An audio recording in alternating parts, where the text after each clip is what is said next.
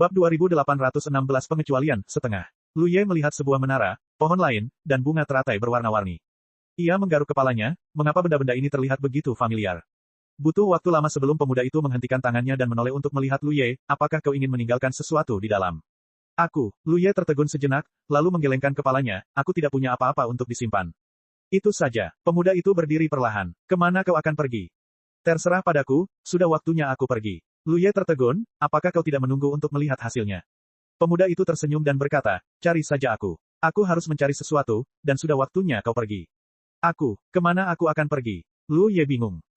Pemuda itu mengangkat tangannya dan mengarahkannya ke dahi Lu Ye, tentu saja, itu akan menuju ke tempat kau datang.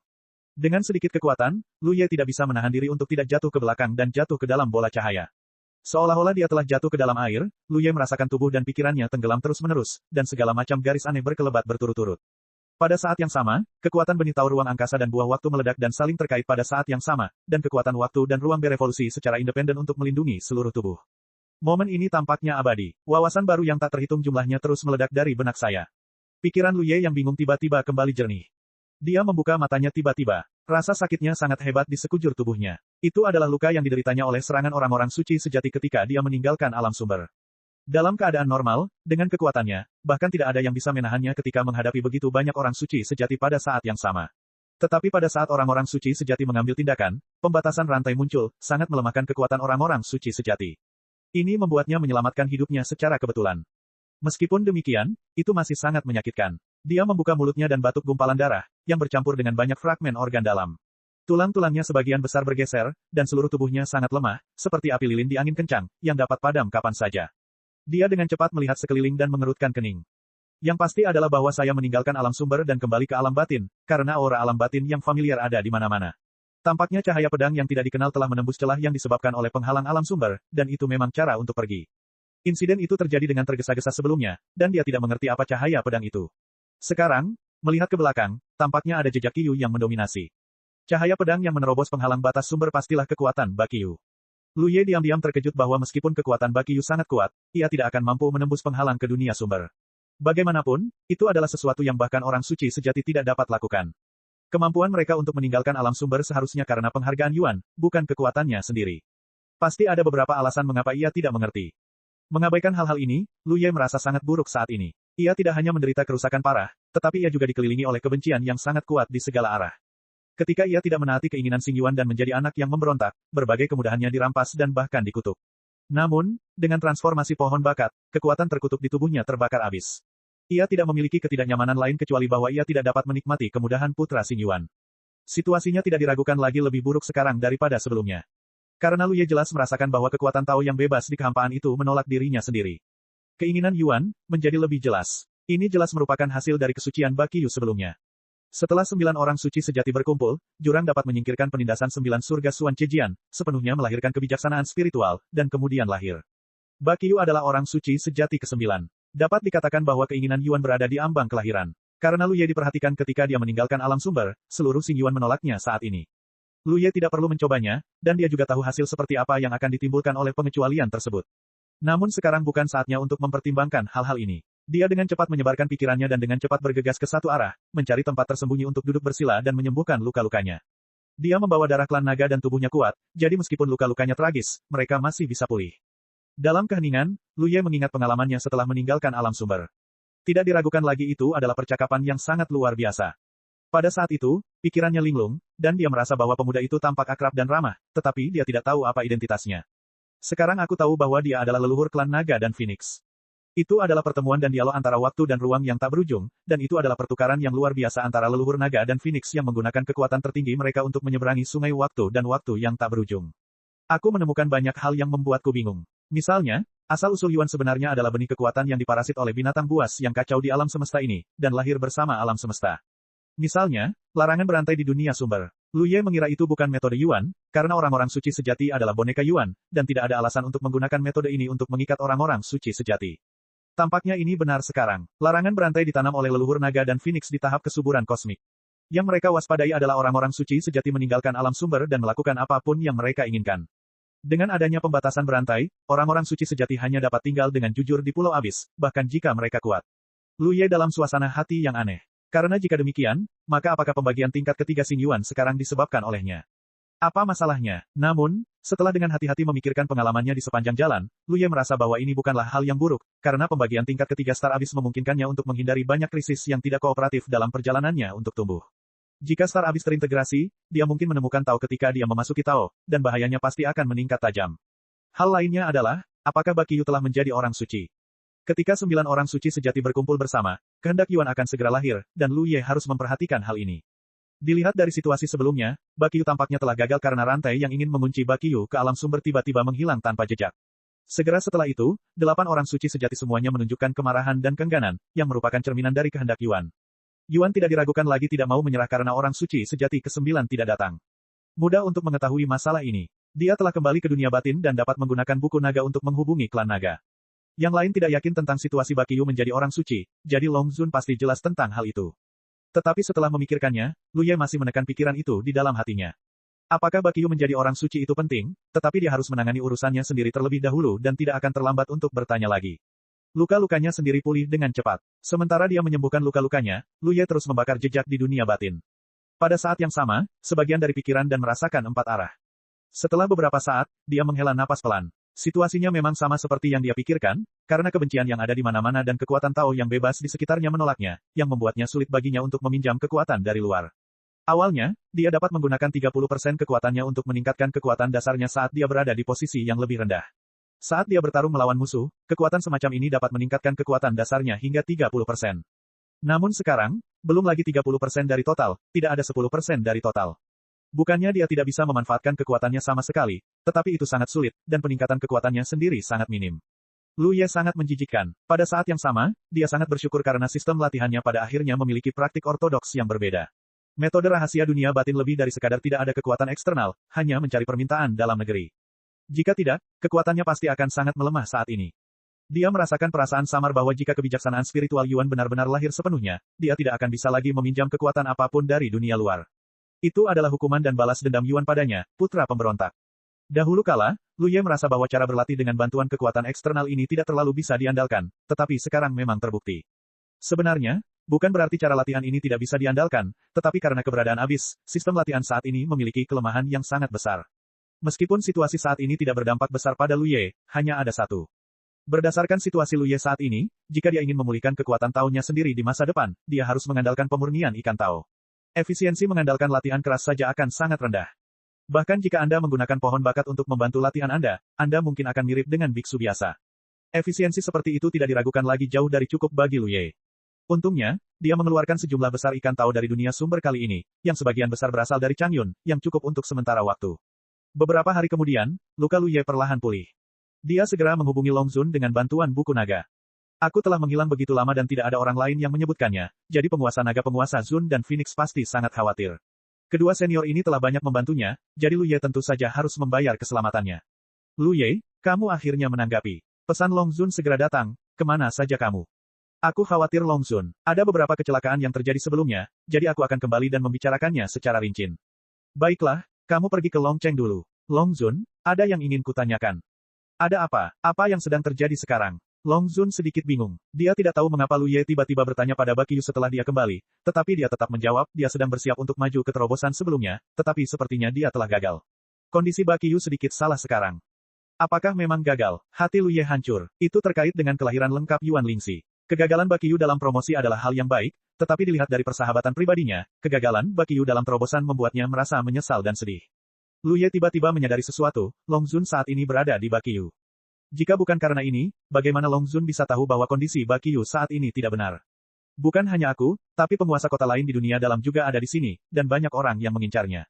Lu Ye tidak bisa menahan diri untuk tidak gemetar. Baqi Yu telah berjalan jauh sejak saat-saat terakhirnya, dengan sedikit teman dan banyak musuh. Nama orang paling berkuasa di dunia di masa lalu terlalu keras dan tidak ada yang berani menyinggung perasaannya. Bahkan mereka yang merupakan 10 penguasa kota teratas harus menghindari keunggulan mereka. Bab 2817 Kesempurnaan Tingkat 8. Long Zun, tolong awasi situasi di sana. Jika terjadi perang, tolong beritahu murid-muridmu tepat waktu. Lu Ye mengirim pesan. Long Zun bertanya, apa yang ingin kau lakukan? Lu Ye menjawab, Baqi Yu memiliki banyak dukungan untuk murid-muridnya. Jika dia dalam masalah, murid-muridnya tidak bisa duduk diam. Long Zun tiba-tiba berkata dengan marah, apa yang kau lakukan, anak kecil, terlibat dalam urusan kalian sendiri. Jika terjadi perang, Lu Ye, yang lebih rendah, hanya mencari kematian. Dia tidak menyangkal bahwa Lu Ye sangat kuat, dia pasti akan menjadi lebih kuat di masa depan. Mungkin dia bisa mencapai puncak yang belum pernah dicapainya, tetapi Lu Ye masih jauh dari terlibat dalam pertempuran seperti itu saat ini. Setelah mengatakan itu, Long Zun melanjutkan, kau bisa kembali ke Longcheng untuk berkultivasi sebentar, dan kemudian berbicara denganmu secara rinci setelah aku dan Master Feng kembali. Aku akan memberitahumu tentang situasi di sini kapan saja. Terima kasih, Long Zun. Lu Ye menjawab. Kekuatan Tao melonjak liar, dan Lu Ye semakin berhati-hati dalam mencatat jejak Tao dari dunia batin. Perang sudah dekat, dan peningkatan kekuatan sekecil apapun berguna. Setelah upaya yang begitu lama dan terus-menerus, dia samar-samar merasa bahwa dia tidak jauh dari level ke-8 teknik rahasia dunia kecil. Pada saat ini, di ladang bintang tempat Long Cheng berada, sebuah kota Hedao kecil melayang dengan tenang. Itu adalah kota Yuanxi. Lu Ye pergi setelah mengambil alih posisi penguasa kota. Menimbang bahwa kota itu tidak cukup kuat dan jumlah orangnya sedikit, Yudi diminta untuk mengambil alih kendali kota ke sekitar Long Cheng untuk mencari perlindungan. Berdasarkan hubungannya dengan klan naga, ini tentu saja masalah sepele. Kemudian, Yudi mengikuti perintah Lu Ye dan mengantar kota Yuanxi ke sini. Setelah sekian lama, semua orang di kota itu berlatih dengan tenang dan bekerja keras untuk meningkatkan diri. Hanya ada satu orang yang bertanggung jawab dan tidak ada yang dilakukan sepanjang hari. Fu Wei sedikit panik, karena sejak takdir Lu Ye ditemukan, kekuatannya menjadi sangat tidak normal. Ras Bu adalah ras yang sangat istimewa. Sejak zaman kuno, hanya ada sedikit orang di suku tersebut. Selain itu, kelahiran ras Bu tidak bergantung pada reproduksi seperti ras lain. Mereka lahir dari alam semesta ini. Latihan klan Bu juga sangat istimewa, seperti Fu Wei, yang sudah menjadi puncak Tao bertahun-tahun yang lalu. Namun, sebelum menemukan takdirnya sendiri, tidak peduli seberapa keras dia berlatih, sulit untuk mengambil langkah penting. Sampai dia mengikuti ramalan yang ditinggalkan oleh leluhur, muncul di tempat yang tepat pada waktu yang tepat dan menemukan takdirnya sendiri. Sejak saat itu, dia dan Lu Ye telah menjadi seperti baki Yuba, dengan takdir yang terhubung dan kehormatan dan aib yang terintegrasi. Ketika Lu Ye menerobos belenggu dan maju ke Tao, itulah saatnya Fu Wei mematahkan belenggu. Setelah itu, setiap peningkatan kecil dalam kekuatan Lu Ye dapat membawa beberapa umpan balik kepada Fu Wei. Oleh karena itu, Fu Wei tidak perlu berlatih sendiri sama sekali. Selama bertahun-tahun, kekuatannya telah meningkat dengan mantap. Menurut pemahamannya, jika 10 penguasa kota memiliki kekuatan dasar hanya sekitar 3 atau 4.000 kekuatan Tao, jika tingkat kultivasi Hedao di atas mendekati kota Hedao-nya sendiri, maka akan ada hampir 10.000 kekuatan Tao di bawah ledakan semua kekuatan. Tetapi sekarang kekuatan dasarnya lebih dari 3 atau 4.000. Ada 5.000. Dalam hal kekuatan dasar, dia bahkan melampaui 10 penguasa kota teratas. Dia tidak tahu apakah dia melampaui Bakyu. Kekuatan dasar orang terkuat di dunia batin ini tidak diragukan lagi jauh lebih kuat daripada 10 penguasa kota lainnya, sehingga ia dapat dengan kokoh duduk di singgasana 10 penguasa kota teratas. Kuncinya adalah bahwa kekuatan ini masih terus meningkat. Sesekali, ada beberapa jejak di tulangnya. Ini mengejutkan, menyenangkan, dan menakutkan. Ia tidak tahu bagaimana Lu Ye berlatih, bagaimana ia bisa memiliki peningkatan kekuatan seperti itu dalam waktu yang singkat. Anda harus tahu bahwa dengan fondasi yang begitu kuat, fondasi Lu Ye pasti lebih kuat darinya. Baginya, ini hanyalah kesusahan yang membahagiakan, karena ia tidak yakin apakah peningkatan kekuatan seperti itu normal. Sejak zaman kuno, tidak ada hal aneh seperti itu di Xingyuan. Poin kuncinya adalah ia tidak dapat memberitahu siapapun tentang ini, tetapi ia bertekad untuk bertanya kepada leluhurnya, tetapi leluhurnya juga seekor naga yang tidak melihat kepalanya tetapi ekornya. Di mana saya bisa menemukannya? Tepat saat ia khawatir, lapisan cahaya neon tiba-tiba melintas di mata Fu Wei. Ia tiba-tiba tertegun, dan napasnya menjadi sangat halus. Dia mengangkat tangannya untuk mengambil beberapa cangkang kura-kura dan melemparkannya ke depan. Cangkang kura-kura itu segera bergerak dan berganti di depannya, secara bertahap terhubung menjadi garis lurus.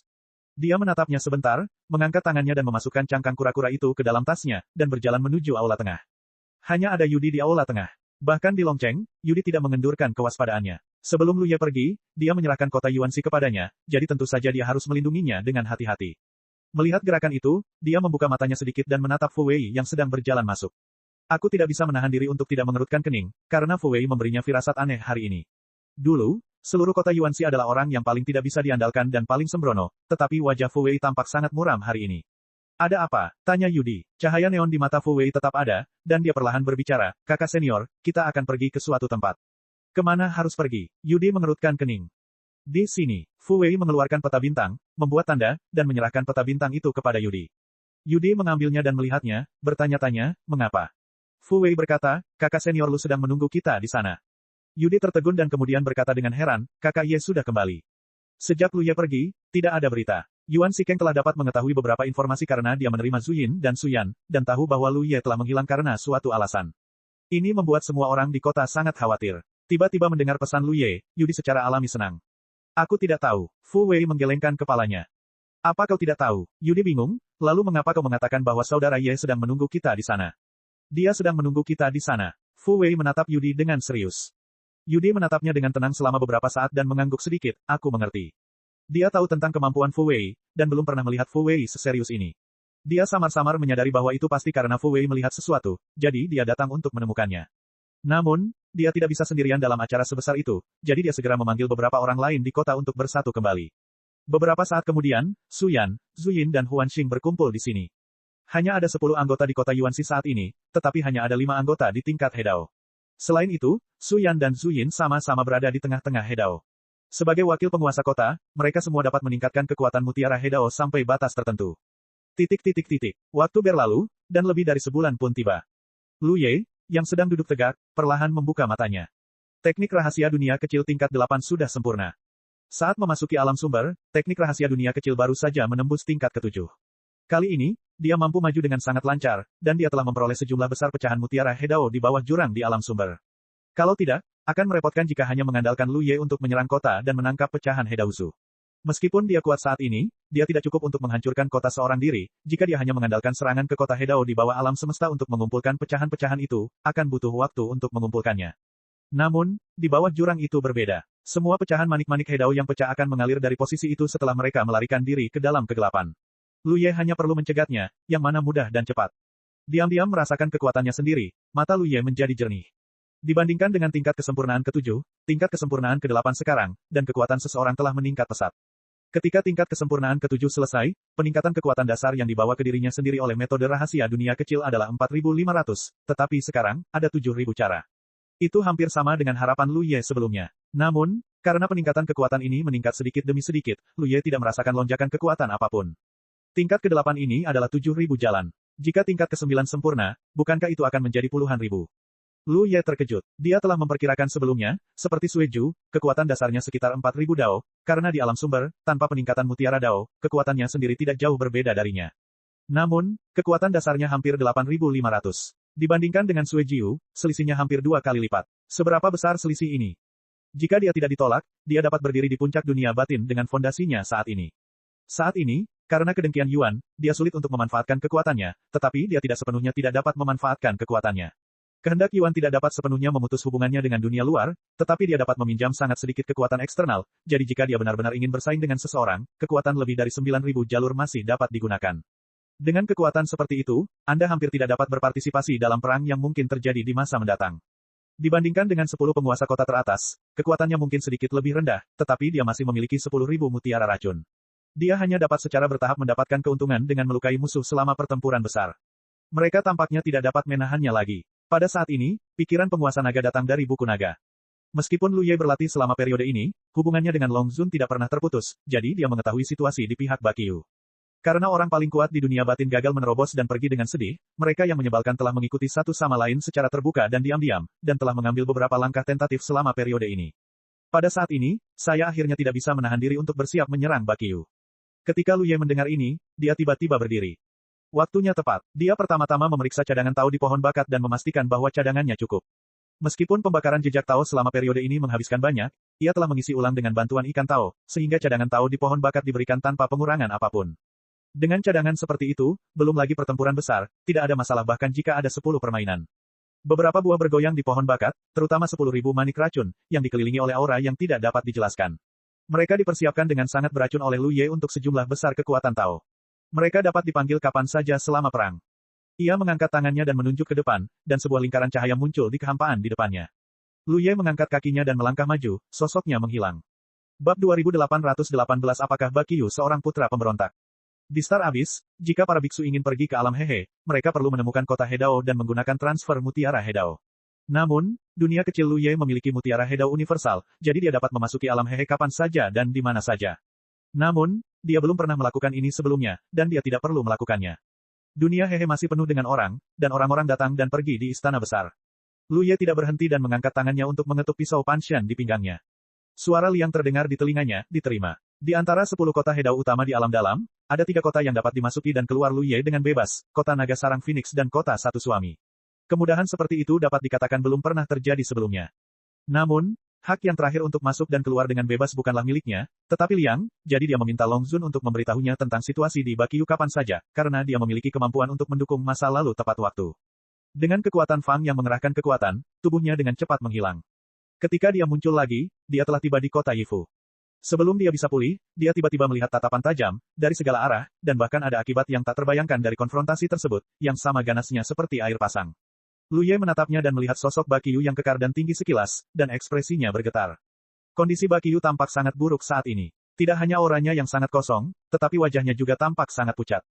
Dia berdiri di sana, Yuan Yuezi, tetapi Lu Ye dapat melihat kekuatannya di luar dan tubuhnya sekilas. Mantan pria terkuat di dunia batin ini tampaknya telah mengalami pukulan hebat setelah gagal menerobos. Tidak hanya itu, matanya dipenuhi dengan kewaspadaan ketika dia melihat Lu Ye, dan auranya penuh energi tetapi tidak dilepaskan, seolah-olah dia dapat mengambil tindakan kapan saja. Senior, saya tidak punya niat jahat. Lu Ye berbicara dengan cepat. Bakiyu tidak mengatakan apa-apa, hanya menatapnya dengan dingin.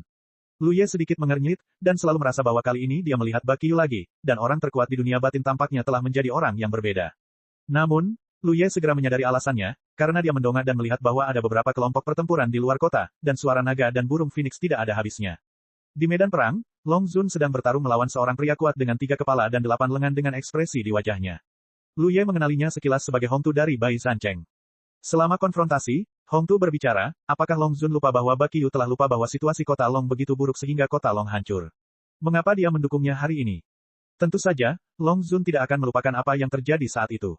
Meskipun ada alasan untuk semua yang terjadi di masa lalu dan dia tidak menyimpan banyak dendam terhadap Bakiyu, itu adalah fakta bahwa Long Cheng dipermalukan. Jika tidak perlu, dia tidak ingin terlibat dalam air berlumpur ini.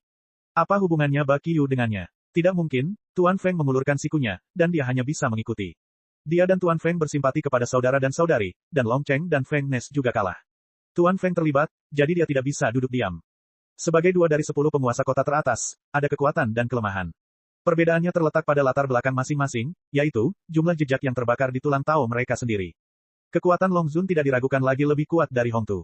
Jika Anda benar-benar ingin bertarung, Hong Tu tidak akan menjadi lawan Long Zun, tetapi selama momen konfrontasi ini, mereka seimbang.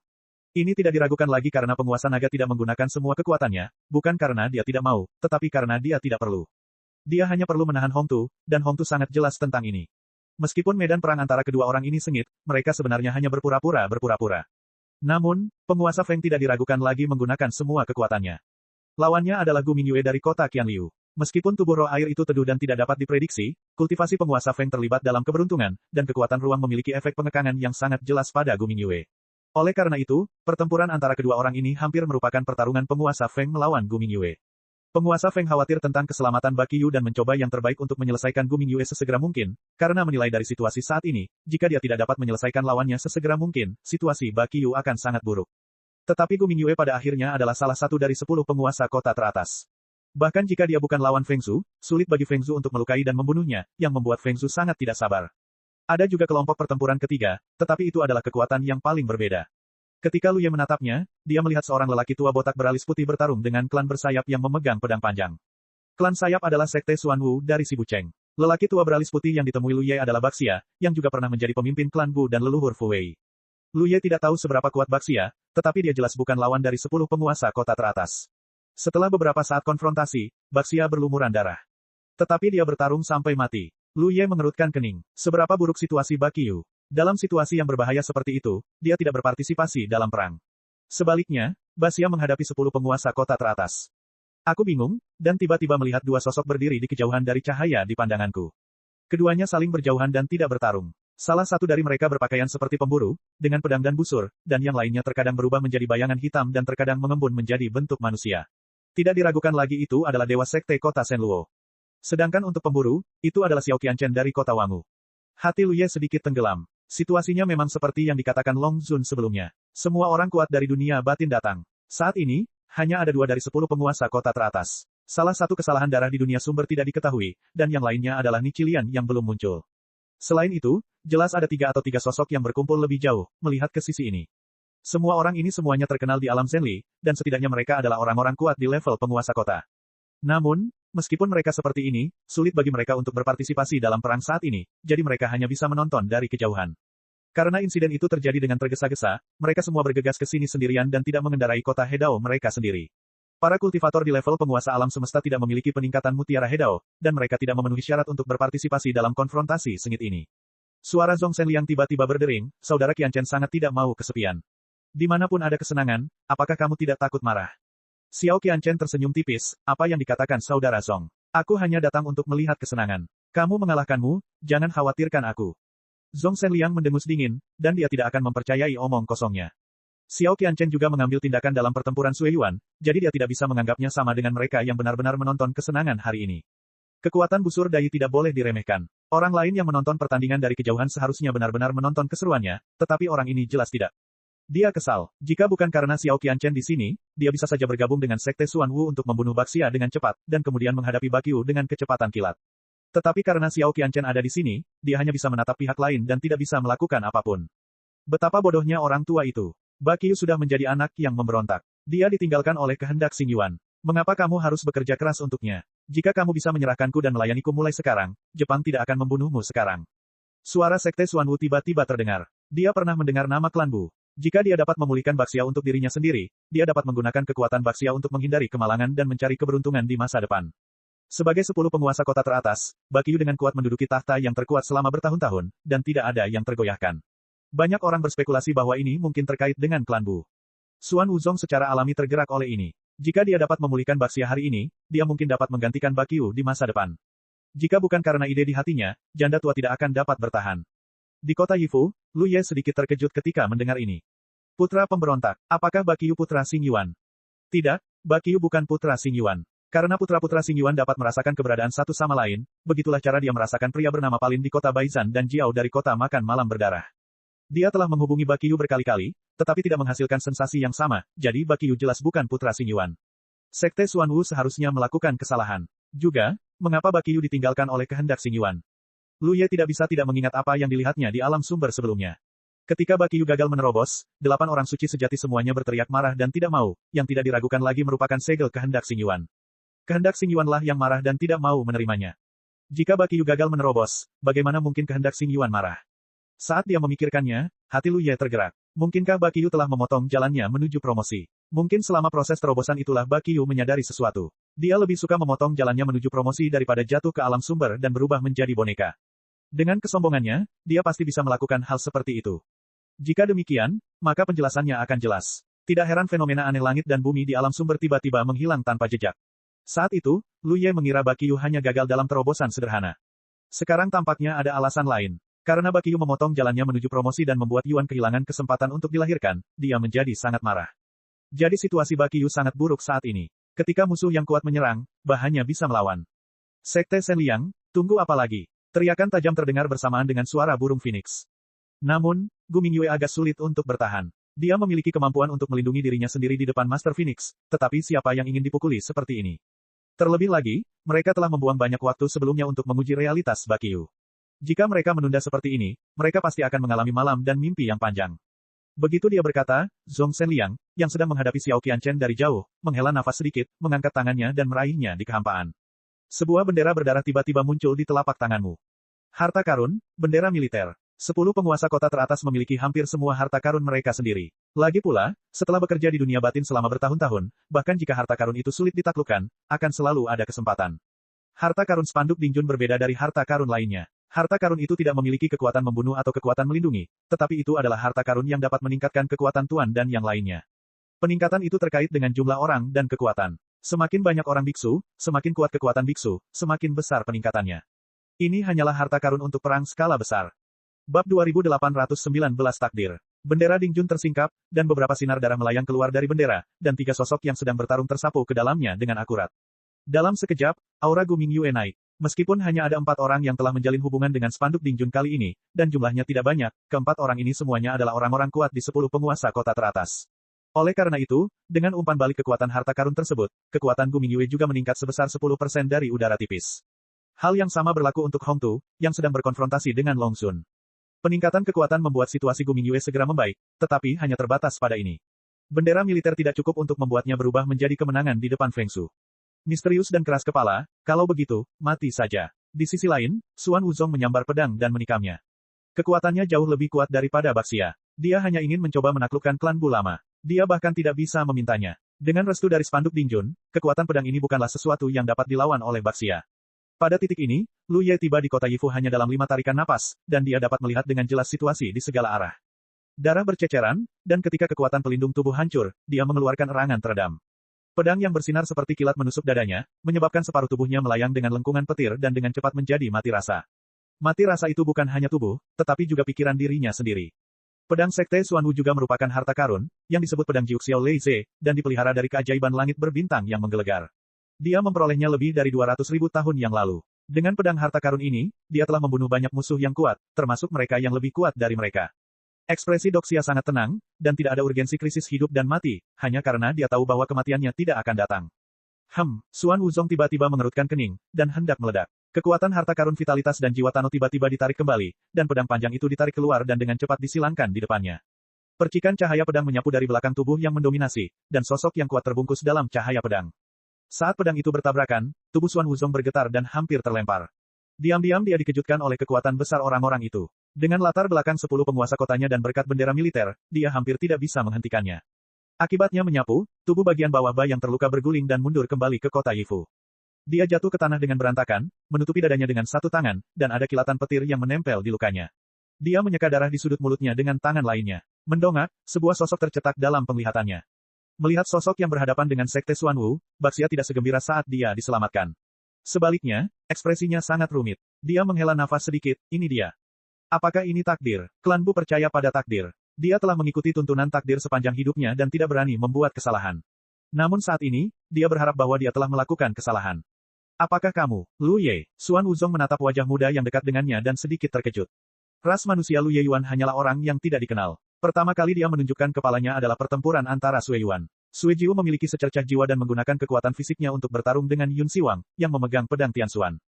Namun, hal itu tidak membuat Sekte Xuanwu terlalu peduli, karena bukan Lu Ye yang dapat bertarung dengan Yun Siwang, melainkan Sui Jiu, dan kekuatan yang terkumpul oleh papan catur langit berbintang berulang kali. Kemudian, dia secara tidak sengaja mendengar bahwa Sui Jiu sangat tertarik pada ras manusia ini dan ingin menjadikannya budak darah.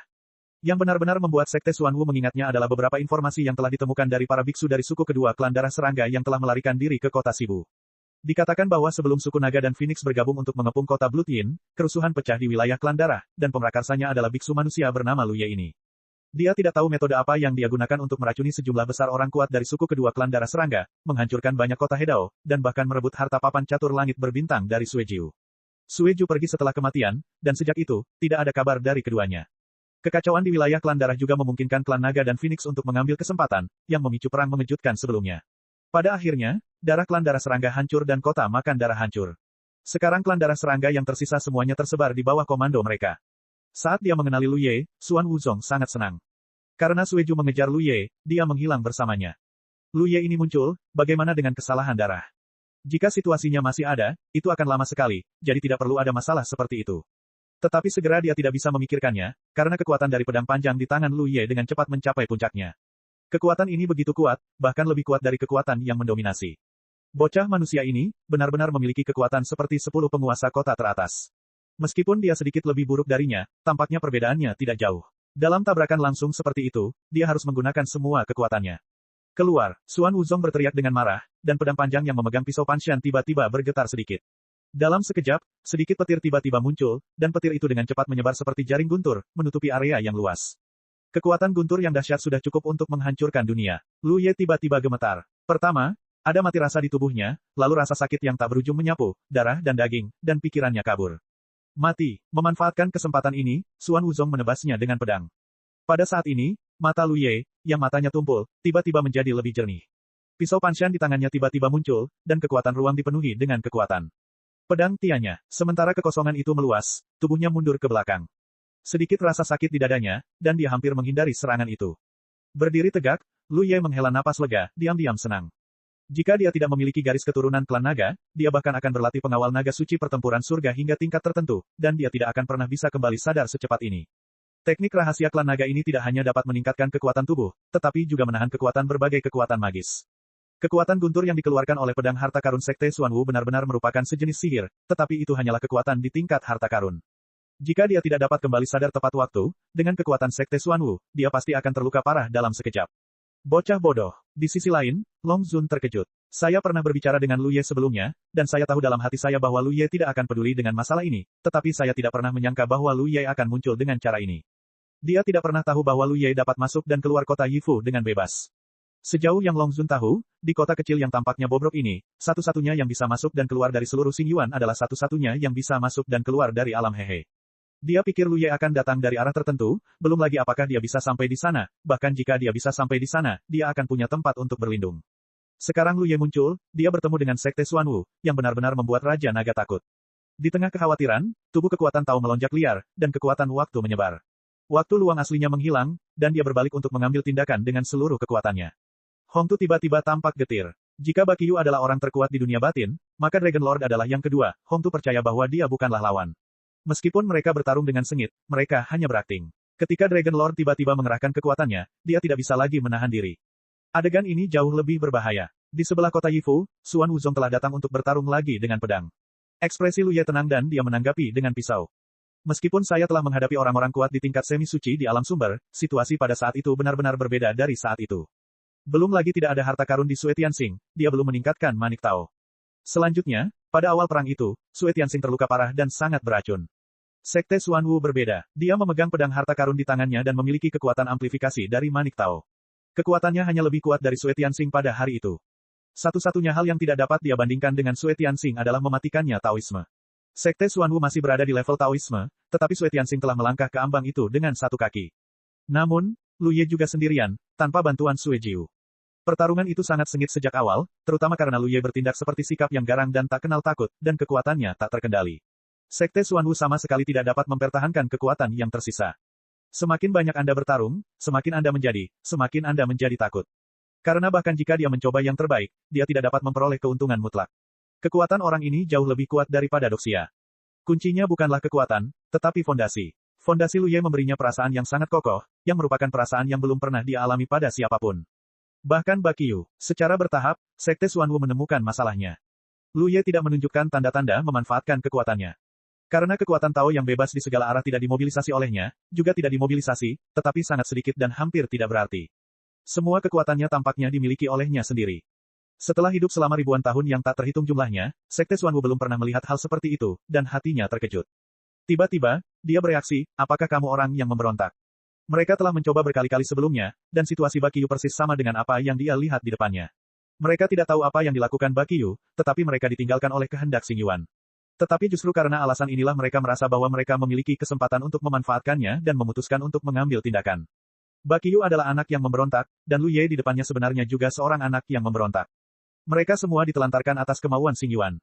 Aku dipenuhi kengerian karena jika Lu Ye bukan anak pemberontak dan tidak ditelantarkan, maka dengan latar belakangnya saat ini, dia tidak akan sebanding dengannya untuk meminjam sedikit kekuatan begitu saja.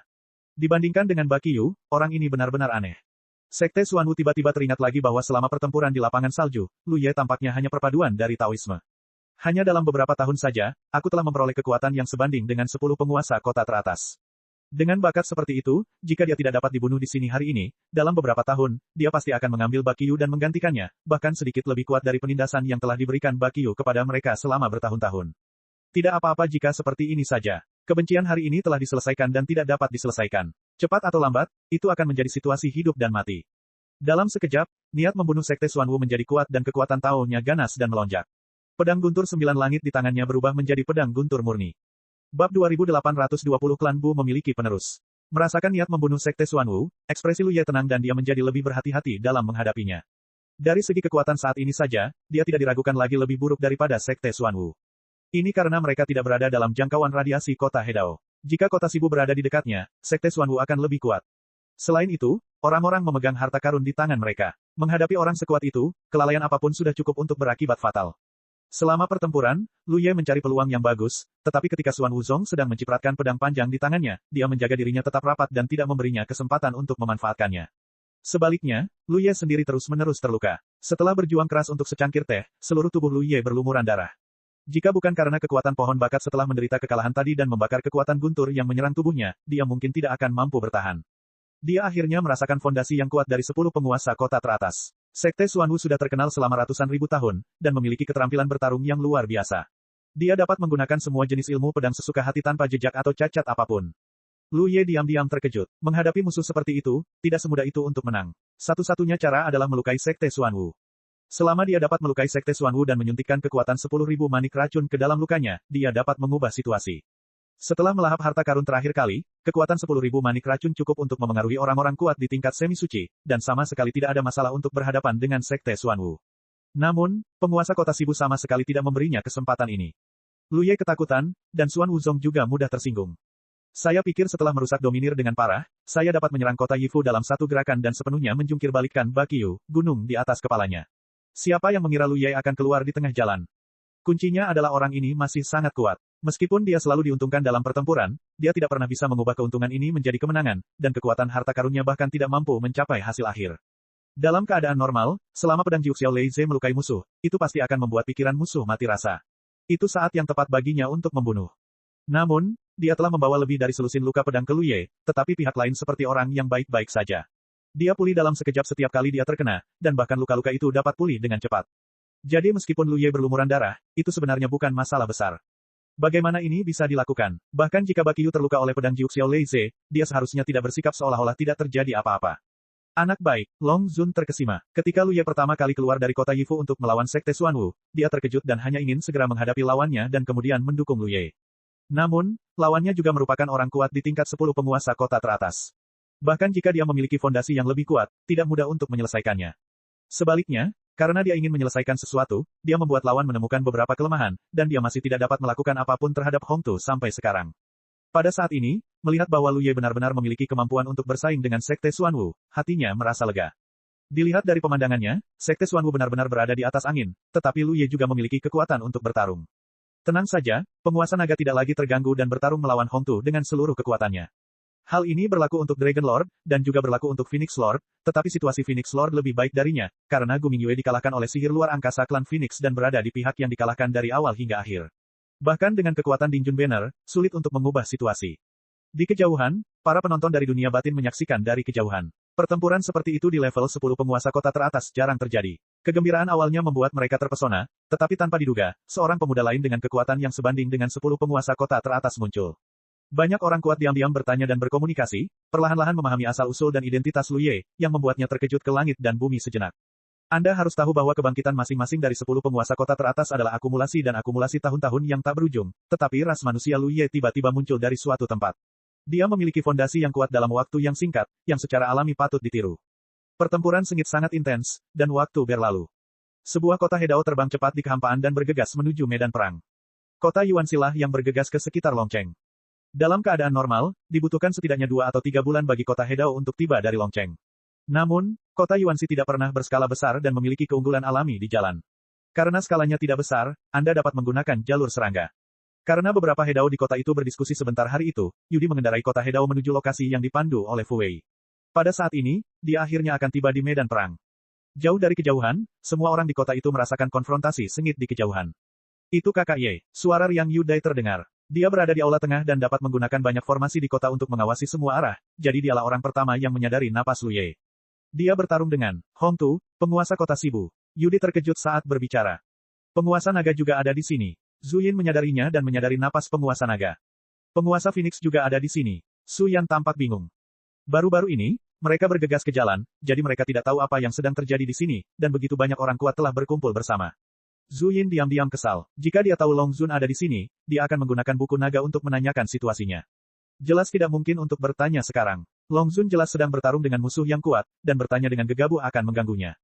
Ketika beberapa Hedao di kota itu terkejut, Fu Wei, yang dengan saksama melihat ke arah medan perang, tiba-tiba berbicara, "Kakak Yudi, jangan pergi ke sana lagi."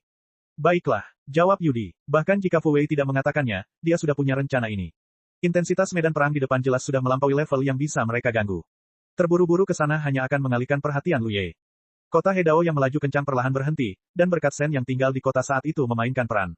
Meskipun ada banyak orang kuat yang menonton, tidak ada yang menyadari kedatangan kota Yuanxi untuk sementara waktu. "Aku akan pergi dan membantu kakak seniorku." Setelah Fu Wei mengatakan itu, dia melesat keluar dari kota Yuanxi. Yudi dan yang lainnya semua terkejut. Saat dia mengangkat matanya, Fu Wei telah berubah menjadi aliran cahaya dan dengan cepat mendekati medan perang. Yudi terkejut dan dengan cepat mengirim pesan, "Fai Wei, jangan main-main." Dia tidak tahu apa yang Fu Wei lakukan. Dia jelas memintanya untuk menghentikan Yuan Shikeng, tetapi dia berlari mendekat. Bukankah ini mencari kematian? Saat kata-kata itu jatuh, mulut kecil Yudi perlahan membentuk lingkaran. Dia tidak hanya melakukan ini, Zhu Yin dan Su Yan juga terkejut. Bahkan Huan Xing, yang selalu jatuh ke langit, wajahnya berubah. Tanpa ragu-ragu, sosok Fu Wei dengan cepat pergi, auranya terus meningkat. Hanya dalam beberapa tarikan napas, auranya mencapai tingkat yang tidak dapat mereka jangkau. Jika Anda hanya merasakan kekuatan aura ini, siapapun pasti merasa bahwa ini pasti orang kuat dari 10 penguasa kota teratas. Ini, Zhu Yin terdiam dan tidak tahu harus berkata apa untuk sesaat. Kapan dia menjadi begitu kuat? Su Yan tercengang. Semua orang di kota memiliki Taoisme yang sama. Jika Lu Ye tidak disebutkan, itu adalah yang terbaru untuk membuat terobosan di Fu Wei, tidak apa-apa. Kuncinya adalah selama bertahun-tahun, tidak ada yang melihat Fu Wei berlatih dengan serius. Dalam beberapa tahun terakhir di Longcheng, karena tidak ada apa-apa, semua orang pada dasarnya menyendiri dan berlatih.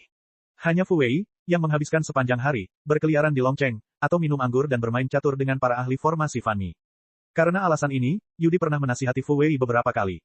Karena Fan Wu dan yang lainnya sudah tua, mereka tidak memiliki harapan untuk menerobos dalam hidup mereka, jadi mereka tidak perlu berlatih. Fu Wei berbeda, dia adalah orang yang lembut dan memiliki masa depan yang cerah di masa depan, jadi wajar saja tidak mudah untuk membuang-buang waktu seperti ini. Fu Wei setuju setiap saat, tetapi ketika dia berbalik, dia masih melakukan hal-halnya sendiri. Yudi sering merasa bahwa orang ini tidak dapat menopang tembok, tetapi tidak ada yang menyangka bahwa Fu Wei secara diam-diam mengerahkan kekuatannya dan tumbuh ke tingkat yang berada di luar jangkauan mereka. Mungkinkah itu udara yang mewah? Zhu Yin tiba-tiba merasa sedikit khawatir. Aura adalah momentum, dan kekuatan adalah kekuatan. Fu Wei, yang tidak pernah berlatih dengan serius, tiba-tiba menjadi begitu kuat. Jika dia menggunakan beberapa teknik rahasia untuk memaksa auranya ke tingkat ini, itu akan mungkin. Jika itu benar-benar hanya udara yang berbunga-bunga, maka Fu Wei akan mencari kematian ketika dia memasuki medan perang seperti ini. Semua orang di kota Yuanxi khawatir, sementara para biksu yang menonton melihat ke samping. Awalnya, pertempuran hari ini cukup menakjubkan, tetapi sekarang orang kuat tingkat penguasa 10 kota lainnya muncul. Siapa ini? Seseorang bertanya. Lu Ye telah membuat beberapa reputasi di dunia batin. Tidak dapat dikatakan bahwa semua orang kuat mengenalnya. Setidaknya beberapa orang pernah mendengar tentangnya. Fu Wei berbeda. Bagi semua orang kuat, pemuda dengan kepala berkilau dan pinggang bungkuk ini benar-benar selembar kertas putih. Tidak seorang pun pernah melihatnya atau mendengar tentangnya. Di kota Yifu, Baxia, yang sedang duduk tegak dan menyembuhkan diri, membuka matanya perlahan, melihat cahaya yang mengalir yang mendekat dengan cepat, melihat sosok dalam cahaya yang mengalir, dan menunjukkan senyum di wajahnya. Klan Bu memiliki satu penerus. Kakak senior, jangan panik, aku akan membantumu. Ketika teriakan keras keluar, Fu Wei seperti cahaya dan kilat, dan dengan kekuatan kekerasan, dia bertabrakan ke medan perang antara Lu Ye dan Sekte Xuan Wu. Lu Ye sedang berkonsentrasi untuk bersaing dengan Xuan Wu Zong saat ini, dan dia tidak menyadari perubahan di dunia luar. Baru setelah Fu Wei mengeluarkan suara, dia tiba-tiba menyadari. Pikiran pertamanya adalah bahwa orang ini datang untuk melakukan sesuatu, bukankah dia mencari kematian? Fu Wei berlari, di mana kota Yuanxi. Segera setelah itu, saya menyadari bahwa aura Fu Wei agak tidak masuk akal, yang membuatnya merasa sedikit tidak nyata. Saat berikutnya, Xuan Wuzong melonggarkan penindasannya, dan pedang Jiu Xiao Lei Ze di tangannya tiba-tiba berbalik dan menebas dengan keras ke samping. Petir itu terus berlanjut, dan Fu Wei yang baru saja bergegas mendekat, seluruh tubuhnya bergetar seperti saringan, dan suaranya panjang. Hilang. Cek cek cek cek cek cek cek cek. Rakan-rakan kultivator sekalian, sebelum retret, sila terus berkultivasi untuk jurus subscribe, like, share dan komentar agar Sekte Novel Sadim terus berkembang pesat.